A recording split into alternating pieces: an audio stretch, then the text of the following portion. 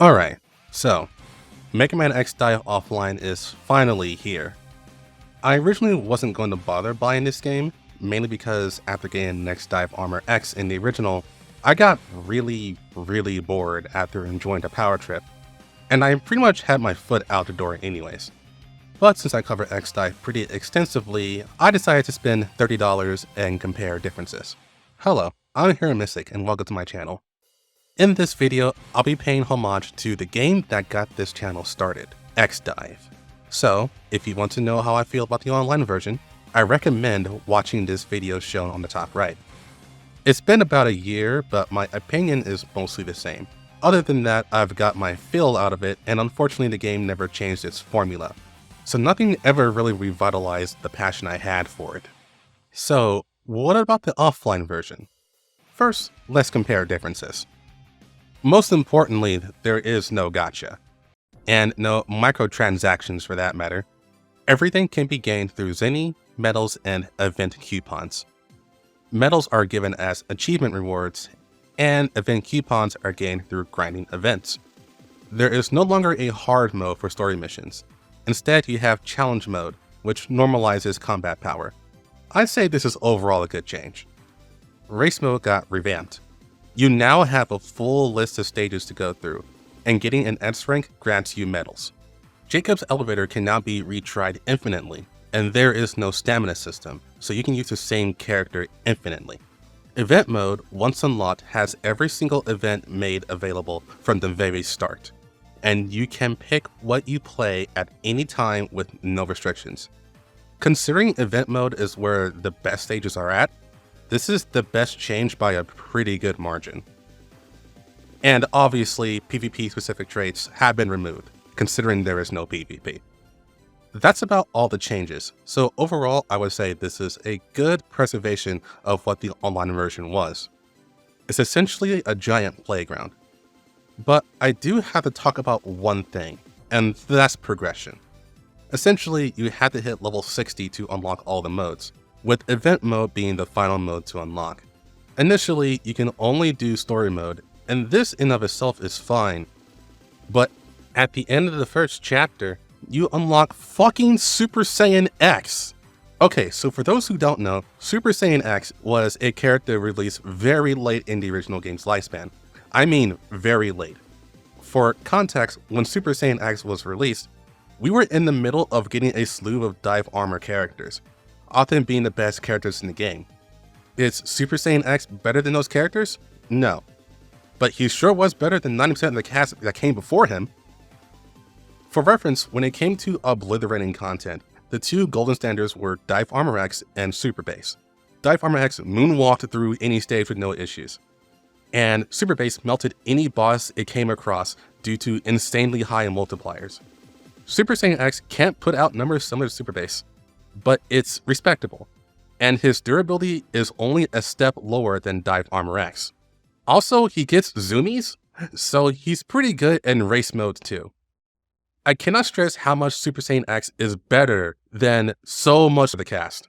And the funny part is, at the end of the third chapter, you get Super Saiyan Zero, who is even better than X.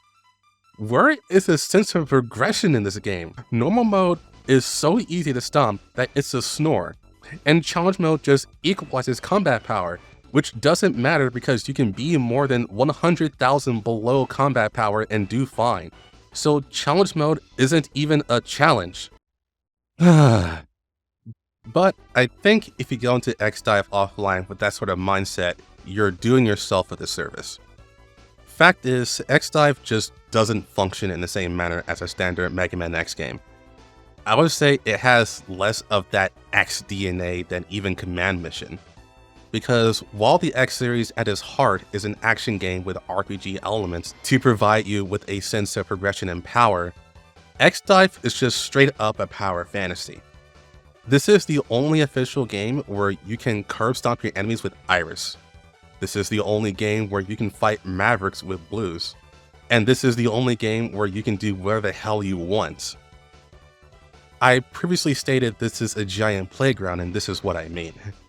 Yes, the game is easy, but you can just remove your equipment and play at a combat power deficit. or try to complete the entire game in challenge mode as B rank X. Normal story mode isn't even that long. Within 5 hours, I completed chapter 10, and I even decided to not interact with the shop as a challenge for a while. Challenge mode neutralizing combat power makes it so that you can play all stages from start to finish without worrying about being underpowered. You can play as any character and utilize any equipment with no real restriction. This is the whole point of X-Dive Offline. Play how you want, whenever you want, with no pressure. The only catch is you have to unlock everything. So, do I recommend this game? It depends. I can't say it's worth $30 because ultimately it's a game that has nothing new. Also, the gameplay is still the same with no real improvements. And like I said, it's really lacking that X DNA. For example, compare this clip of me fighting the intro boss of X2 in X-Dive.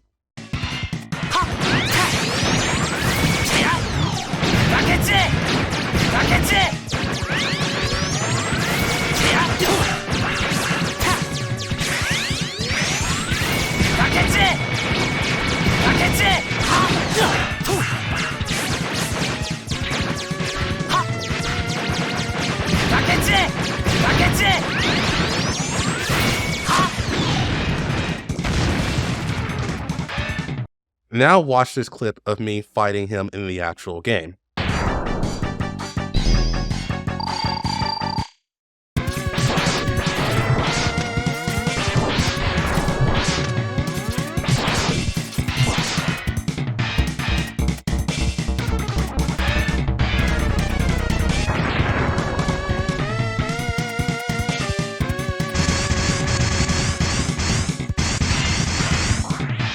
The difference is night and day, and while skill still does exist in X-Dive, like I said, is ultimately a power fantasy.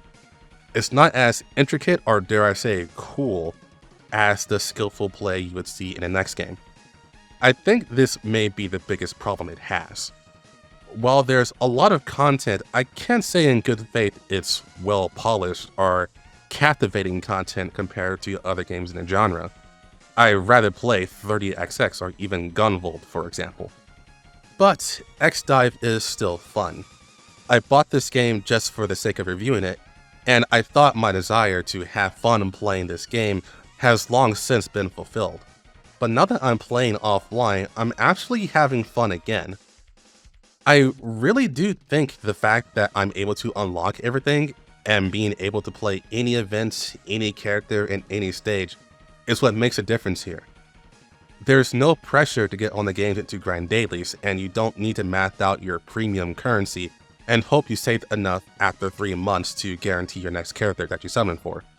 You can just play the game whenever you want and however you want. And that's just really, really cool. So to answer the question, I can't really answer that. It's not a terrible game, and it's not a great one either. But it is fun. Maybe just wait for it to go on sale or just try it out before buying it to make your own decision. I personally don't regret buying it, but I'm also a huge Mega Man X fan, and therefore my bias is really deep. But speaking from the most objective viewpoint I can be, if you're a Mega Man X fan, I say the game is worth looking into. After all, it's fan service in the strongest sense of the word. Thanks for watching.